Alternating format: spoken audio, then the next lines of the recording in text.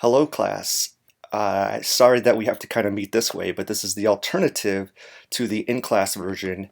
And for the rest of the semester, we'll be doing it like this. We won't be meeting in class anymore because we're all kind of dealing with this virus. So what we're going to do for the remainder of the term here is I'll give you these lectures that'll be on Canvas, but also I'll put them up on YouTube and I'll give you the links. It'll be the same thing, but essentially this is how we're going to do things the rest of the semester. And as we go forward, I just want to remind you of a couple of things here. And also for this week, there is a reading blog assignment, or at least for today, there's a reading blog assignment. It's real simple. It's just under the files. If you go to the Canvas page, and the activity is called Comma Splice Exercise. And even there's a link there that will give you, because I'm taking it right from the Purdue OWL site, so it'll give you the link there and it'll give you the answers if you want to click on the link. But the point is to kind of go through those. I think there's like 10 questions, and it will give you a sentence, and it just asks you to say whether you think it's a comma splice or not, because I noticed from the last papers that some people are still kind of confused by that. So remember, a comma splice is where you have two independent clauses and the writer will just separate them with a comma, when in fact that's incorrect. You need either like a period in a new sentence or a semicolon or some transition somehow. You can't just put like two sentences together and separate them with a comma. Okay, so that activity, it's under Canvas, the files, and it's just called it's called OWL Comma Splice Exercise. Also, just a reminder to keep working on the lab exercises. I'm not sure if all of you are keeping up on those, but remember that counts for 10% of the final grade.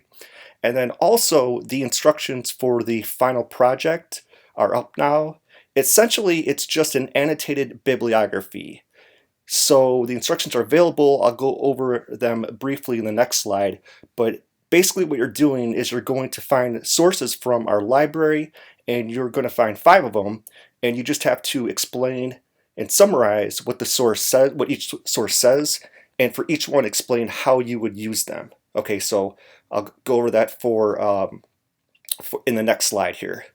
Also, remember, like I just said, from now on, all classes in this class are going to be online, and I believe that's going to be the case for all of your classes. So I'm sure that you've seen the announcements and everything.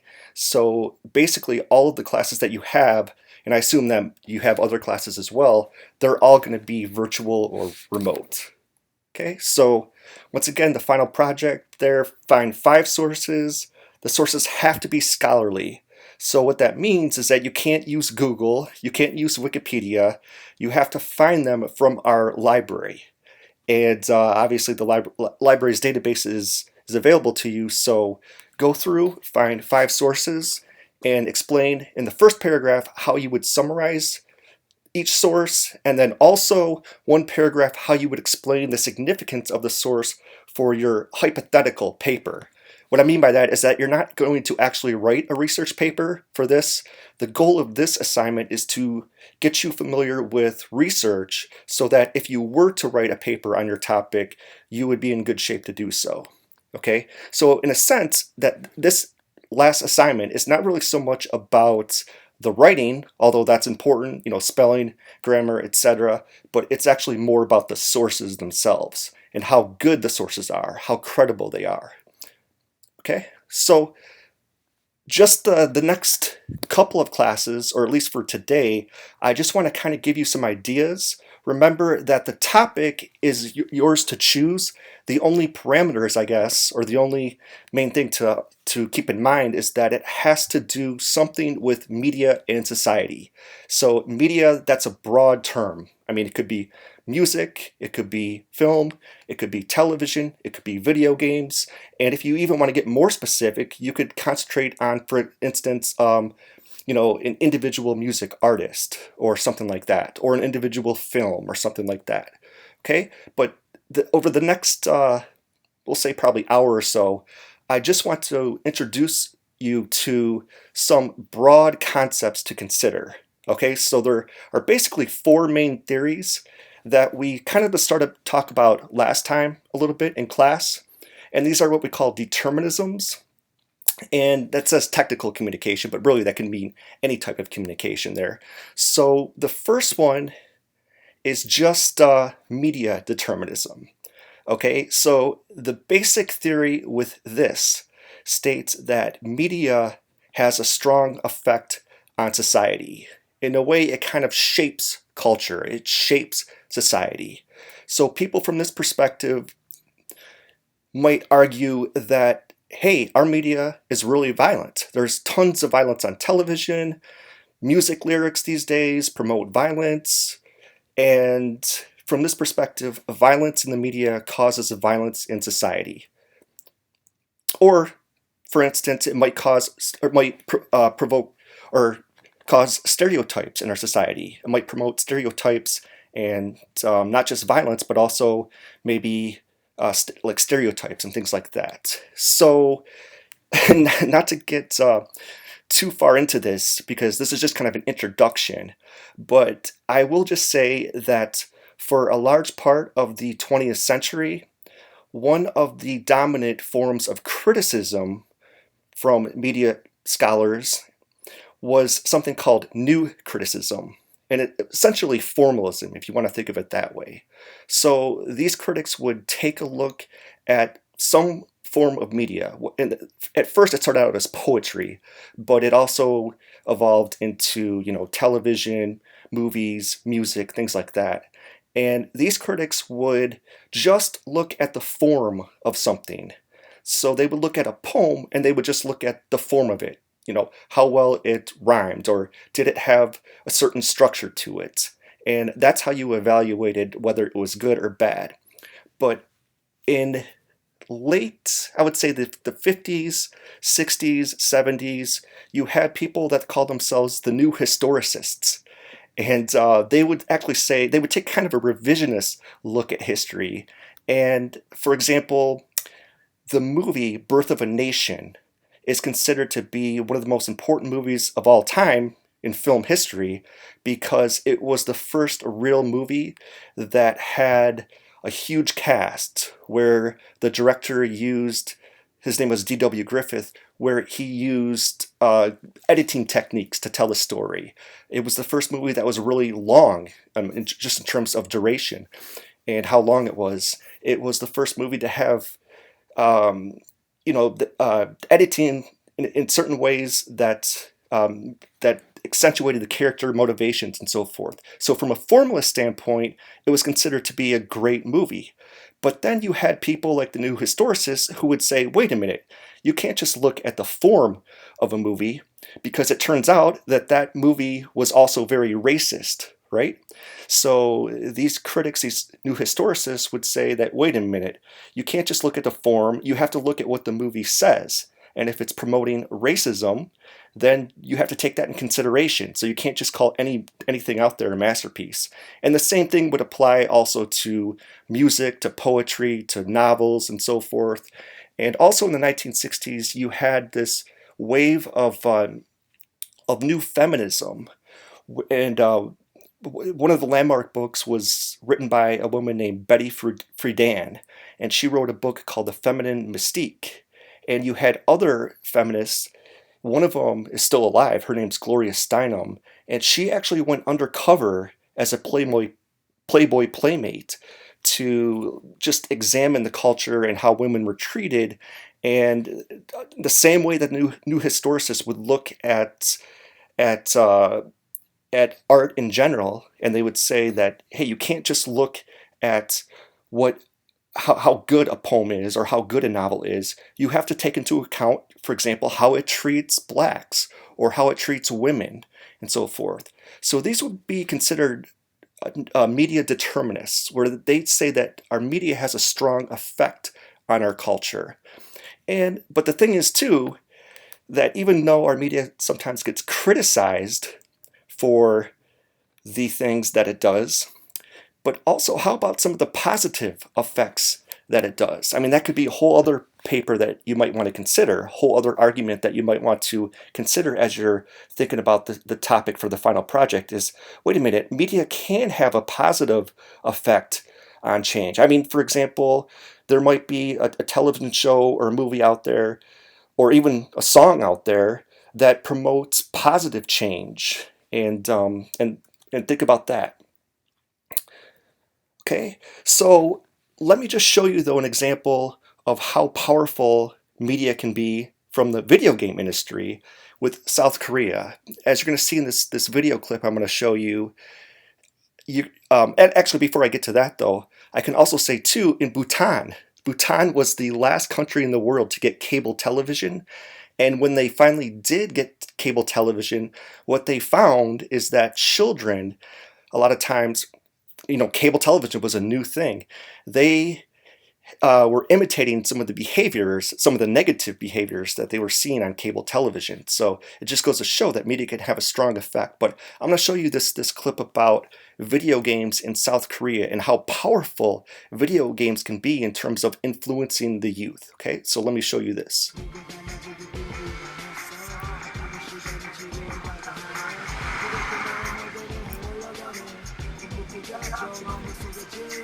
It's hard to follow the story of Asia's digital revolution without somehow ending up in South Korea.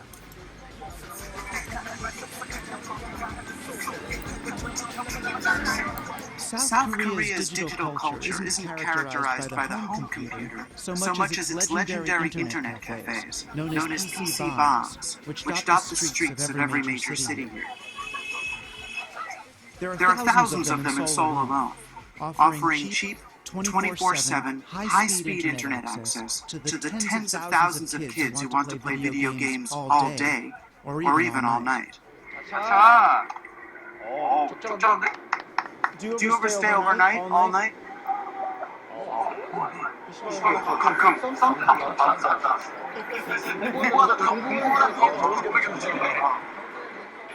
It's here in the PC bombs, people say, that the Korean gaming craze has gotten out of hand. And it was sobering to see row after row of kids glued to these screens, expressionless. As it turns out, a few people have actually died in PC bombs after gaming marathons where they played 50 hours or more with little food or water. We read the newspaper about Korea. They say gaming is a problem now, that people are addicted to the games, addicted to the internet, and they're not getting their studies done. Do you feel this is a problem for you? 그렇게 심하게 중독될 정도로 하는 게 아니라 가끔씩 정도만 중독될 정도로 하는 사람들이 많은 사람들이 아직 그 논란을 There's an argument about whether it's a real disease or just a phenomenon. 한데 인터넷이 We think it's definitely an addiction. Addiction의 한 유형이라고 생각을 합니다. The Korean government commissioned this psychiatrist, Dr. An Dong-hyun, to conduct a 3-year study on the question of internet addiction. His findings helped Korea become one of the first countries to treat it as a psychiatric disorder. About 90% of Korean children use the internet in their daily life. Of those, about 10 to 15% are in the high-risk group.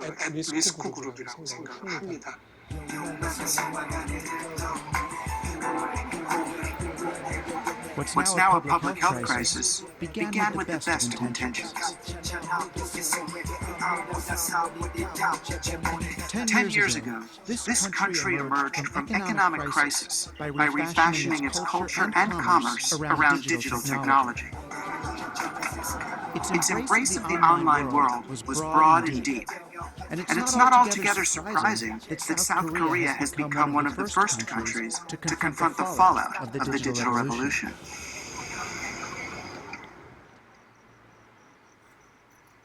We met 15-year-old Chung Myung-il in a city south of Seoul. It's pretty extreme. I play 7 or 8 hours a day. Then on weekends, I stay up all night on the computer.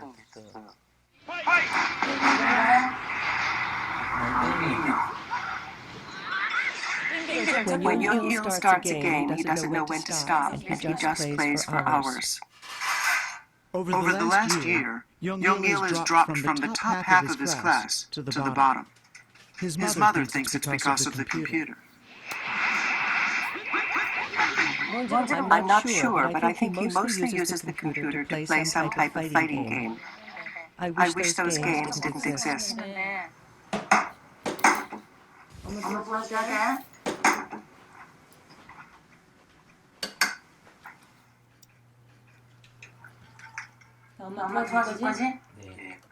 That inability to communicate with me, his own mother, makes me so sad. I think if I can't control him right now, I may lose my son. This is an addiction. Only an addict could act this way.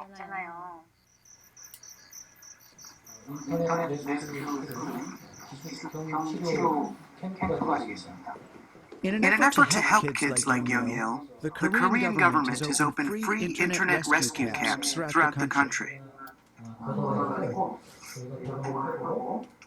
At the recommendation of a teacher, Young-il's mother will be leaving him here for 2 weeks.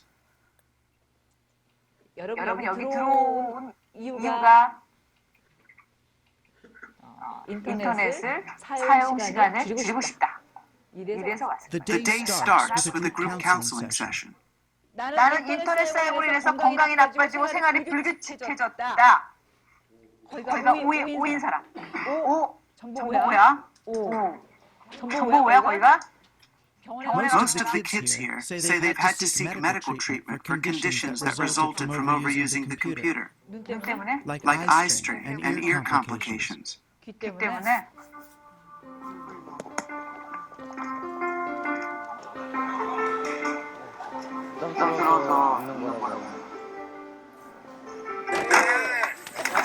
The kids' treatment regimen, surprisingly low-tech, seems designed mainly to recapture a childhood lost to the computer.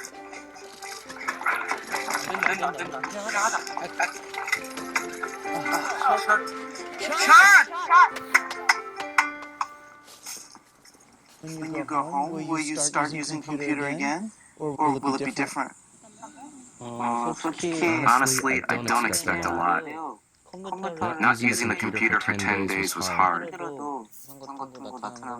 just kept thinking about the games, or about getting out of the camp and going home.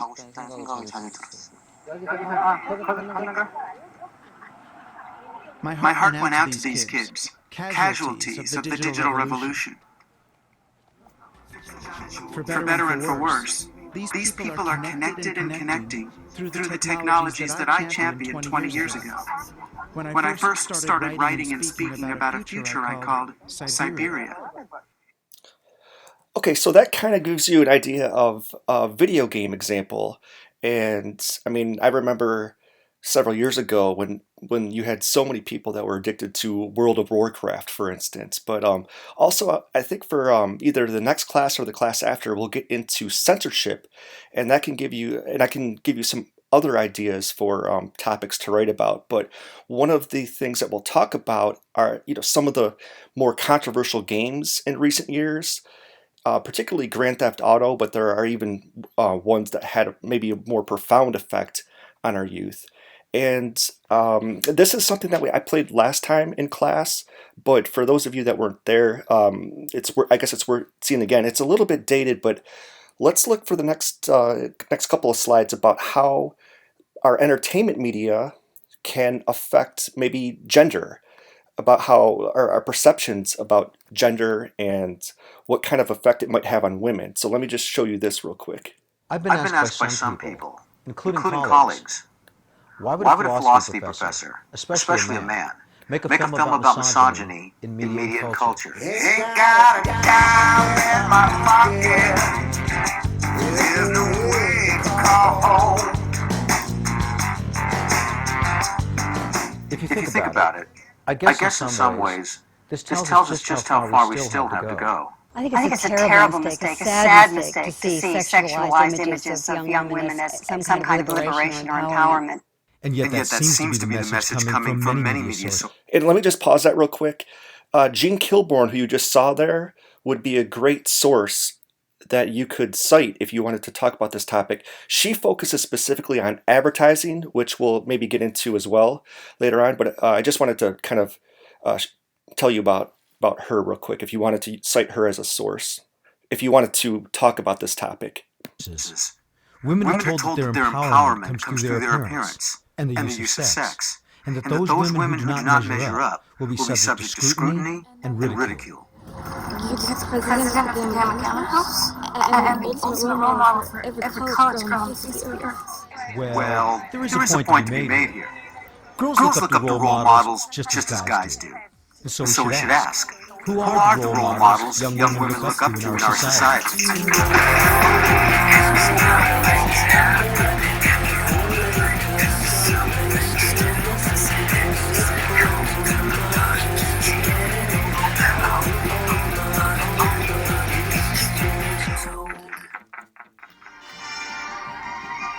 It's funny to see the ways in which women have changed in appearance over the years. But if you look at the way the TV images of women have changed, you can't help but notice the stark differences between the depiction of young women then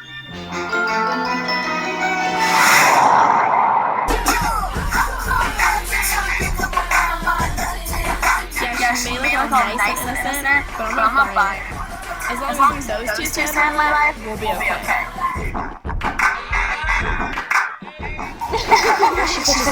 Another generation of women and girls is being trained to please men, to do whatever they can, to not make men unhappy, to stroke men's egos, and to know their second-class status and not complain about it.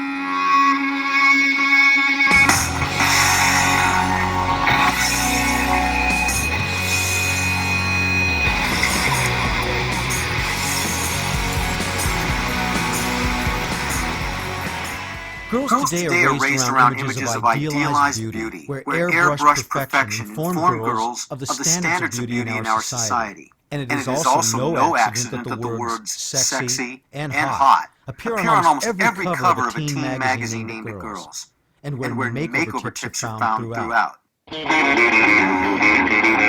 It is against this background of idealized beauty and the beauty industry's insistence that girls and young women have many imperfections that this beauty industry thrives.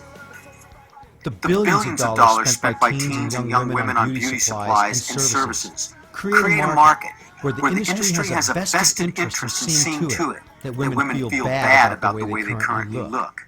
But that perfection is possible through diets, cosmetics, and surgery.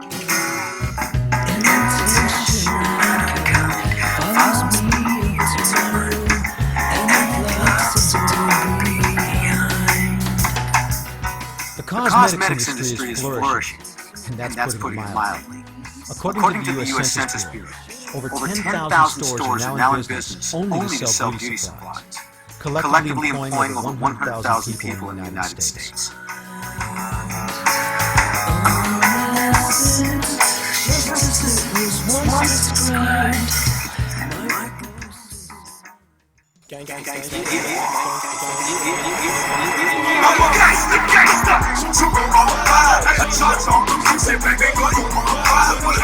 Where heroes are violent criminals, where dealers, pimps, and violent men are respected, and where women are bitches and hoes.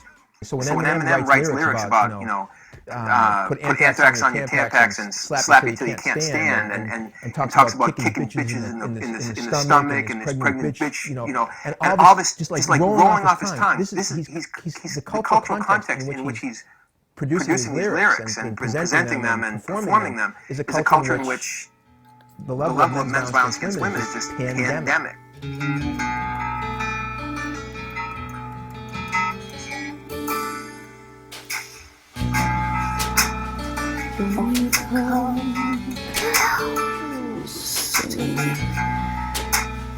I get so easily. Then you call my name.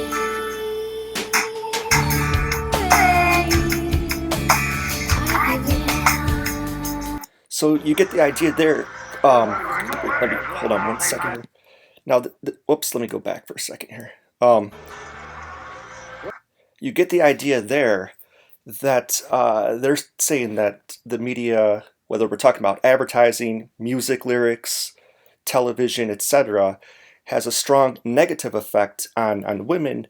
The next video, it's a little bit longer. I'll just play you the first couple of minutes, but it takes the same approach, but it looks at males, how males might be not pressured to look a certain way necessarily, but to act a certain way and act more aggressive and so forth. So let me just kind of play you the first couple of minutes here.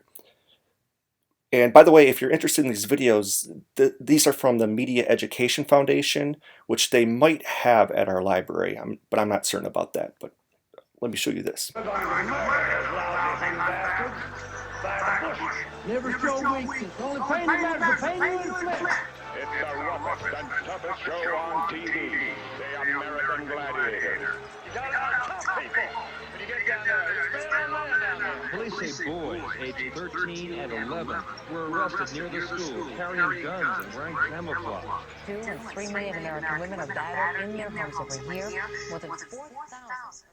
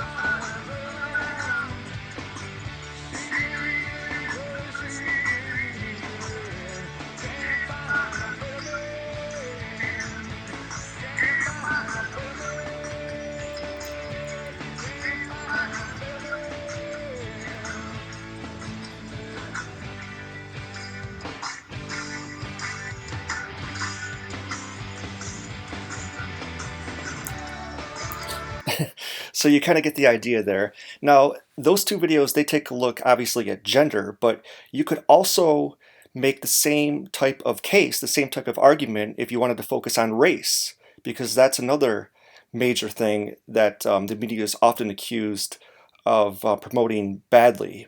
So those are just some ideas. Now, the opposite of this train of thought, though, is what we call cultural determinism, which is saying the exact different thing. It's saying that, wait a minute, you can't just blame our entertainment media, or even news media for that matter.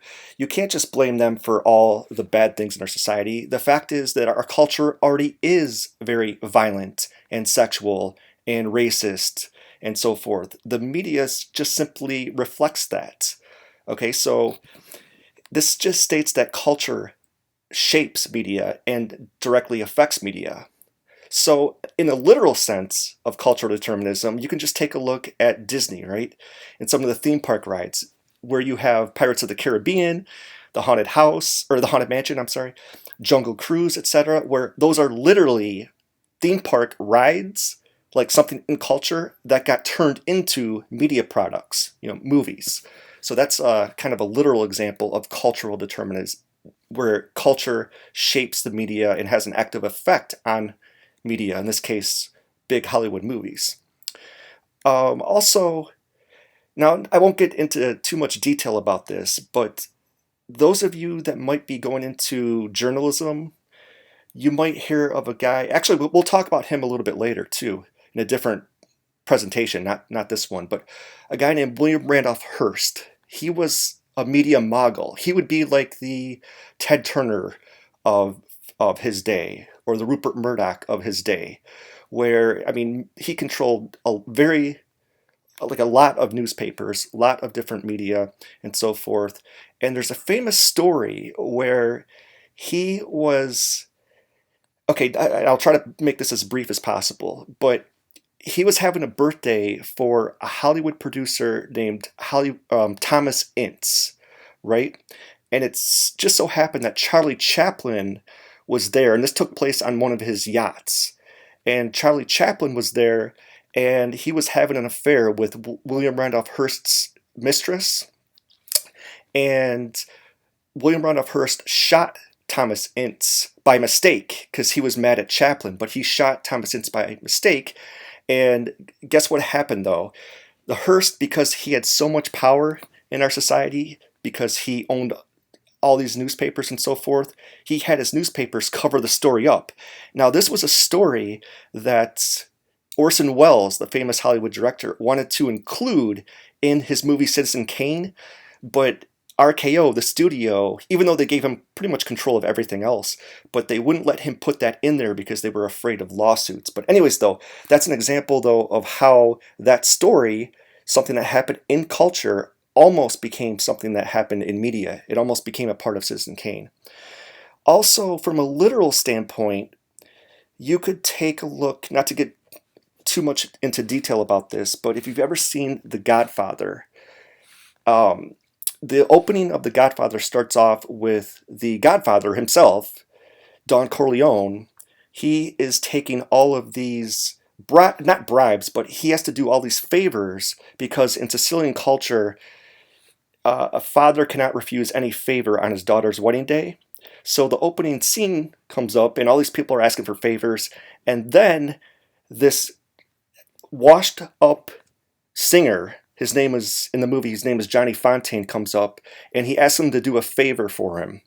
And he asked him to have the Godfather use his connections in media to get him a part in a famous movie called From Here to Eternity, which, let me back up. That character, Johnny Fontaine, is based on Frank Sinatra, which is based on a true story where he used his mafia influences to get a part in a movie called From Here to Eternity. He won the Oscar for it, and it kind of revived his career. But anyways, though, that's an example of how something in society, this story about Frank Sinatra, ends up in this case, a movie. Also, here's an argument that if you ever wanted to make against media determinists, you could always point to the fact that when with war, whenever we're in times of war or political struggle, almost always this is felt on the entertainment media. So when we're in times of war, guess what? We also have, war is obviously violent. We also have violence on television. We have violent music, if you will, and so forth. So if media is always so powerful, then why is it that it's influenced a lot by war, for instance? And so the main argument for cultural determinists is just that, hey, society already is violent and sexual. The media just merely reflects what's going on. Okay, so that would also make for a great topic for your final project. And I think that most people come to this one, though, which is called mutual determinism, which states that, hey, it's both culture and media shape each other. They both have an influence on one another. It's not one or the other. But the most fascinating one that students really like to focus their final project on is the next one, which is called technological determinism. So this is really maybe the most fascinating of all these different theories about our media system, which just states that, hey, it's technology itself that drives social change. It doesn't necessarily matter the content of the media, although that's important. It is the technology itself. So for example, just take DVR. DVR is a technology that's completely revolutionized our television viewing habits. It used to be in the old days that if you wanted to watch a television show, you had to sit there when it came on and watch it on the channel it came on and so forth. These days, you don't have to do that. You can be gone all day and DVR all your favorite shows and then come back and watch them all. And that wasn't the case in the old days. You had to be there at the same time that the program was going on, and if you missed it, you missed it. these days, they find when they do studies and they do surveys, they find that people watch more television than ever. Now, part of that is because we have Netflix and we have more channels and so forth, but it's also because people can DVR channels, they have on demand and so forth. So at that time when DVR first came out, it's like the experience of controlling the television, having DVR, is actually more important than what is being recorded in some cases. But it's important to note that this really changes the advertising industry. So this would also be a very fascinating topic for the final project, is how advertising is changing because of new technologies.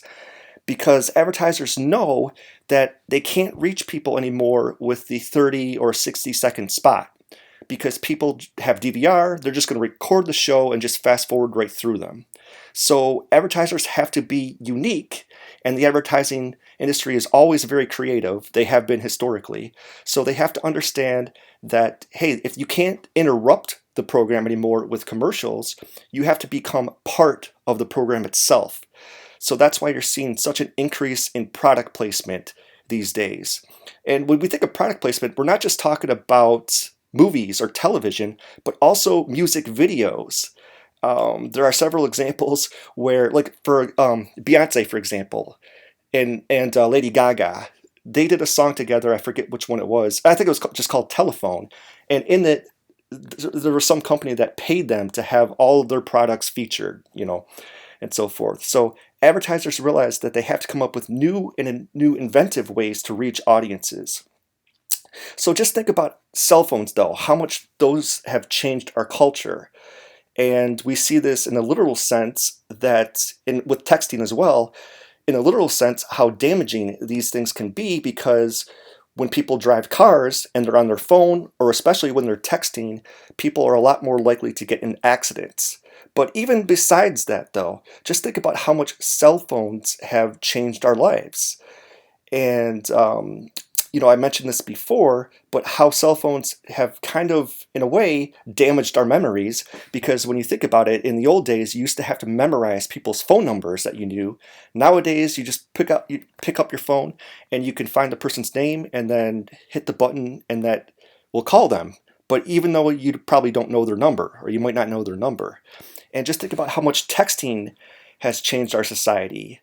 And, in the 1101 class, we read one of those essays was on the fact that text messaging really changes how we communicate, because sometimes you want to talk to somebody, but it might be more convenient to text them. And when you get a text, it's not like talking to somebody on the phone where the response is immediate. Maybe you get a text and you don't want to respond right away because you want to take time to think about how you're going to respond. So that could be also another great topic for a paper. And also you could argue about how maybe text messaging is making us worse writers, because people use the letter U instead of YOU, and so forth, and C instead of SEE, and so forth. And sometimes that shows up in our writing. Even if we're not trying to have it that way, sometimes, unfortunately, it does. So one of the scholars that you could find, I'm sure they have this book in our library, but Marshall McLuhan was a Canadian scholar, and he had a famous phrase that's still relevant today called "the medium is the message." And he was writing about this in the 1960s, actually, and he's very prophetic because really this applies to today. And one of the things he talked about is that in the 1950s, the fact that you owned a television was more significant than maybe what was on television. In other words, presentation was perhaps more important than content. And when television first came out, a lot of people didn't have it. So it was really cool if you had a television. And one of the most famous cases of this was in the 1960 presidential election, where it was Nixon versus Kennedy. And a lot of people have talked about this just in general, the importance of the 1960 presidential election. But what makes it more important that people forget about is the fact that this was the closest election in American history. I mean, Kennedy won the popular vote by something like 0.2% or something like that, or 0.3%. and which illustrates the importance of technology, because this was the first election where they had presidential debates, and in the debate, Nixon had just come out of the hospital. He had a knee injury, so he was kind of looking pale. They gave him something called shave stick, and he refused to wear makeup because he thought that the press the next day they would ridicule him for wearing makeup, because makeup is for women and so forth.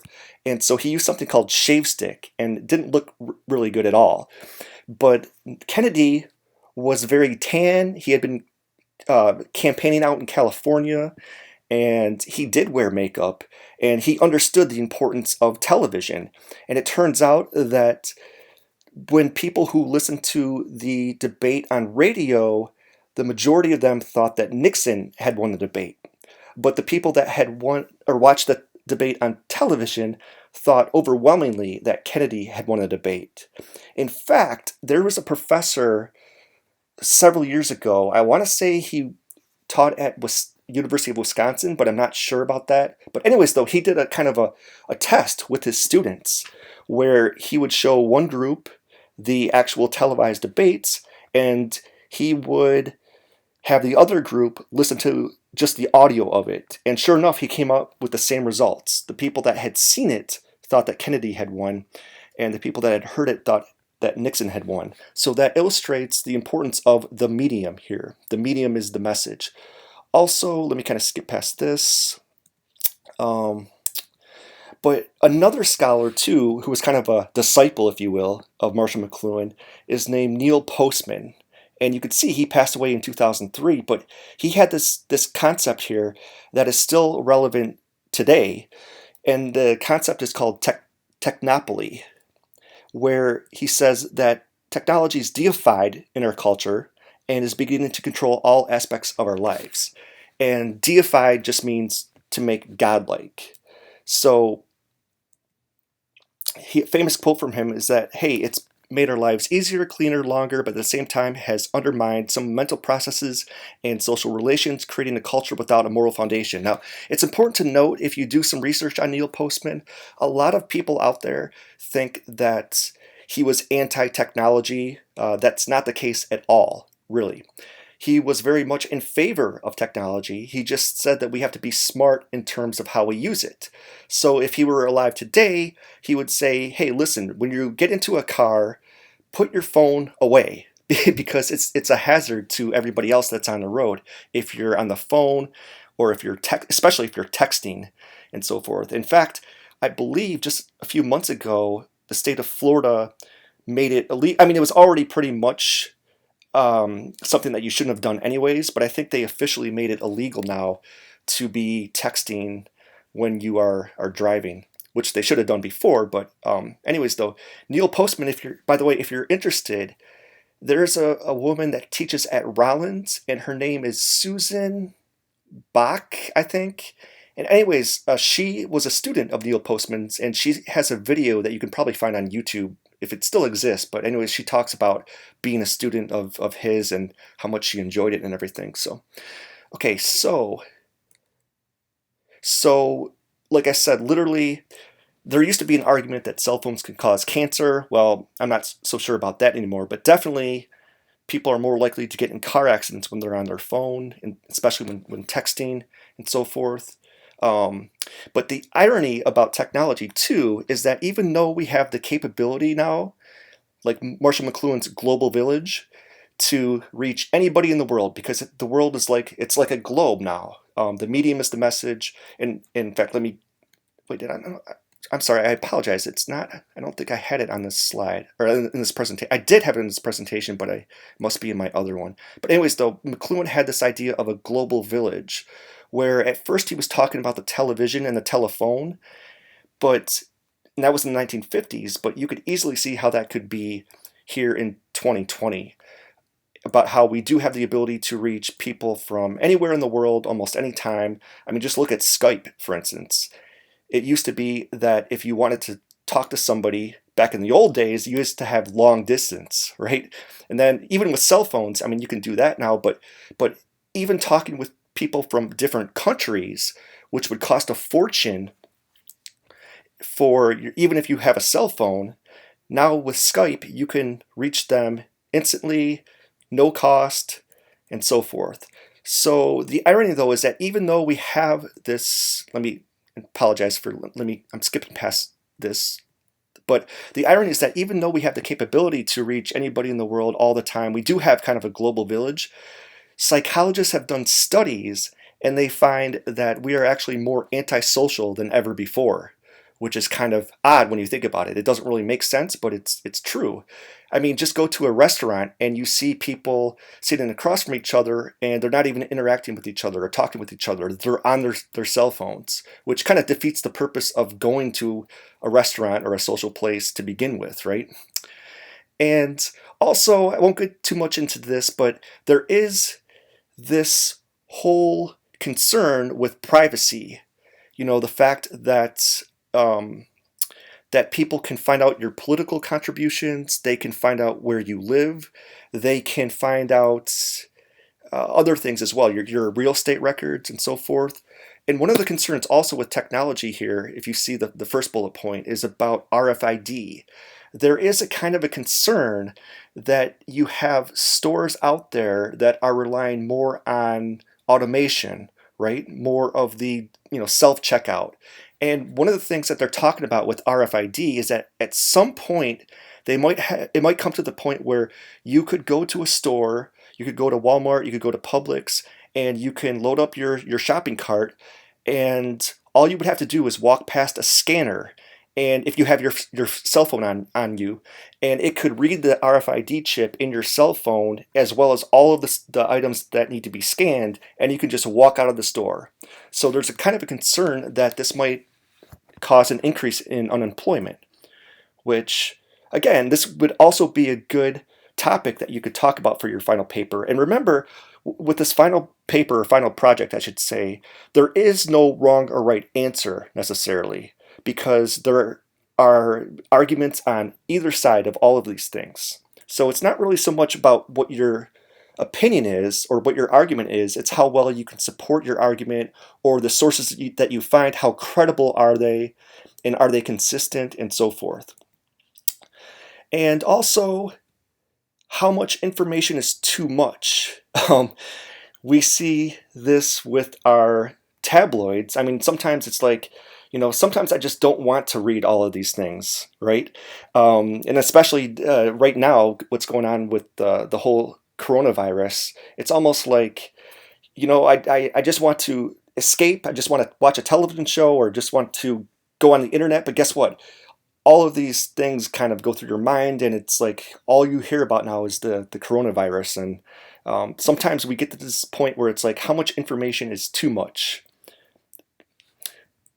Okay, so also, this first point here is that we have to be careful about the information that we receive, because there have been several cases in journalism where we get, to use politicians' phrases these days, fake news, right? Where there's a reporter for the New York Times named Jason Blair here, who it turned out that he had fabricated about 37, I think it was like 37 of his stories and so forth. And also there are other cases as well.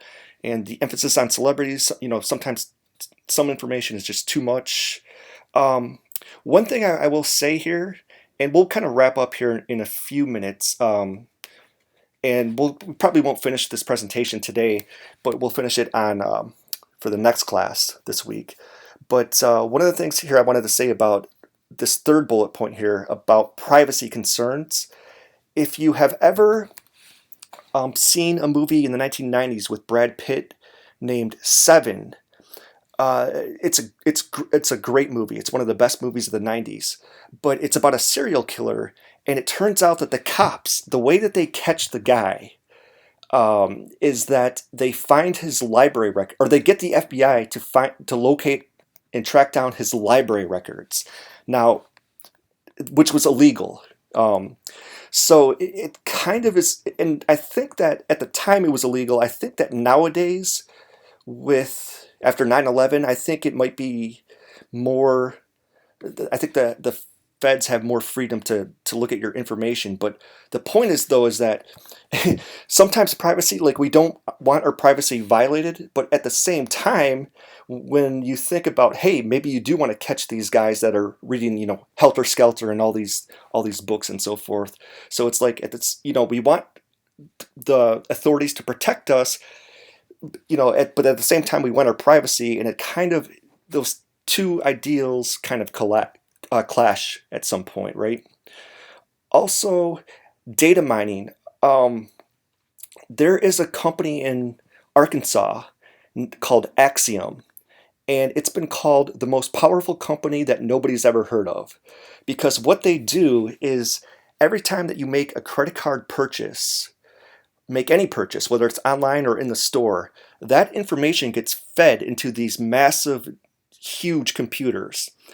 And what Axiom does is they sell that information to advertisers, and not only advertisers, but to politicians. So it just kind of goes to show that we kind of live in a free society, we think, but we always have to be careful about our privacy, because you don't want to give out too much information, and sometimes we don't know how much people, not just companies like Axiom, but also people are using that information, right? Let me kind of skip past this part here.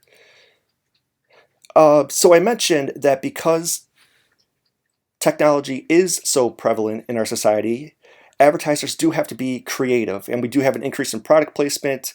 And how much does it affect the quality of the content? And I mean, there are all kinds of examples of this, not just in movies, but in television, and also, like I said, music, right? So let me back up here for a second. So some people think that the content of our media is going down because of the fact that we have all this product placement. Okay, so some examples here. I mean, you can kind of go through these. The one I just want to focus on real quickly, though, is the third one, Good Will Hunting, because that was a movie with Ben Affleck and Matt Damon, and it took place in Boston, okay? That's where they're from, and so forth. And there is all kinds of product placement with Dunkin' Donuts. Now, in a way, that's not unrealistic that they would be drinking Dunkin' Donuts coffee all the time, because Dunkin' Donuts is based in Boston, so it makes sense. So at the same time, though, does the Dunkin' Donuts logo have to be showing on all these scenes? It just kind of seems excessive, right? Also, one of the big ones that started is, and this is back in the day, but this is when American Idol first started, when you would have the judges there and you see their Coca-Cola glasses there. And some people just thought that hey, that's a little bit too excessive. Also, just a couple more things here, and then we'll wrap up here. And one of the things to consider if you're a video game fan, you may have heard of something called the video game crash of the 1980s. And this was a case where you had too many companies entering the market because the technology was so advanced at that time that anybody could make a video game. I mean, Converse could make a video game. Ivory Soap could make a video game. And it got to the point where all of these people were making video games because the technology was there. The problem is that the market got oversaturated. You know how, like, today we have the three major video game companies. We have Nintendo, we have Sony, PlayStation, and we have Microsoft, Xbox. But back then, all of these different people out there, all these different companies out there thought that they could make a video game system too, so there were like maybe 10 or 11 different video game systems out there, which first of all made it so that people could not talk to each other about video games because they were all playing different video games, different video game systems.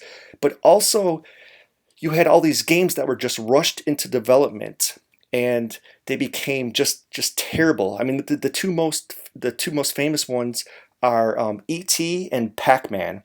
And you think of Pac-Man. How could they screw up Pac-Man? But it was rushed so fast that it had all kinds of glitches in it and so forth. And E.T. is just considered one of the worst video games of all time. And the problem is, once again, it had glitches, but it was just like the developers didn't take their time and so forth. And also because computers were becoming more affordable, people could make their own games and so forth. So like I said, the two worst ones that video game people think of are E.T. and Pac-Man, and they were poor quality games. And also, the other thing, one of the reasons why a lot of developers left the industry is because the video game industry got such a bad name. That's why Nintendo, by the way, is called Nintendo Entertainment System. They were going to call it Nintendo Video Game System, but because the industry had such a bad name, they didn't want to be associated with video games, even though they were video games. That's why they call themselves, though, Nintendo Entertainment System. The other thing that really hurt the industry with regards to this is that you know how you see a television show, and at the end you see the producers and all the credits, right? Well, video games were not allowing the game developers, the game designers, to have their names in the credits or pay royalties. So as a result of all of this, a lot of people left the industry, and really the industry kind of shifted from the US to Japan. Sorry, that's a typo there. Japan. That's why Nintendo changed its name from Nintendo Video Game System to Nintendo Entertainment System. Okay, now I'll tell you what, we'll wrap up. This is a great video that I'll show you next time, but it's probably about 12 or 13 minutes long, so I'll just kind of save this for next time. But it goes into detail about multitasking, and it's cool because they show you these students, these brilliant students from MIT, which is considered one of the best universities in the country, and they actually take out these college students and have them participate in this little study, and they give them these tests, you'll see, and it's all about multitasking. So once again, it's a good video, but we'll save that for next time, and then just a couple more slides in this presentation, and then we'll probably get into censorship for the next class. Okay, so once again, let me know if you have any questions. Just to recap though, this class and probably the next couple of classes though are just to kind of give you some ideas to think about for that final project. And if you're not sure, just let me know, just send me an email. And once again, I apologize that we have to kind of meet this way from now on, but that's just the nature of how it goes. But yeah, so just I'll see you in a few days. I'll give you another presentation. And remember, let me just kind of go well, actually, I'm not going to scroll all the way back, but just remember, you can scroll back on the video yourself, but just remember the reading blog assignment this week. It's just called, under the files, it's just called OWL, Splice exercise. And also just a reminder too that the official final project instructions are on there. One person was asking, by the way, about the date. On the syllabus, I think it says April 3rd, but I actually, April, whatever it was, I actually changed it to the week after. So give you a little bit more time. So I think that's about 3 weeks away. So let me know if you have any questions. Oh, one more thing, I forgot. One more thing. If you don't have computer access, if you look at the Seminole State website there, and you look under the announcements there about this whole virus thing and about classes, if you don't have access to a computer, there are labs that are going to be open this week. I think Monday, Wednesday, and Friday from 8 to 5, and I think Tuesday and Thursday 8 to 8, but I'm not sure of the hours. You can double check that. But the only unfortunate thing though is that I believe the labs on the Altamont campus are not going to be there. They're not going to be open, so they're not going to be available. So you might have to go to the Lake Mary or Sanford campus. But I assume that most of you do have computer access. And also another thing too that you could do is that if you have access to a public library, you can always go there. Also, and you have a library card, of course. Also, if you go to UCF, I mean, you might have to pay for parking, but they have, oh, actually, you know what? I take that back because UCF is closed too, unfortunately. But their labs might be open though, but I'm not sure if you can get access to them or not. But I assume that most of you have computer access anyways. But anyways, though, I will see you in a couple of days.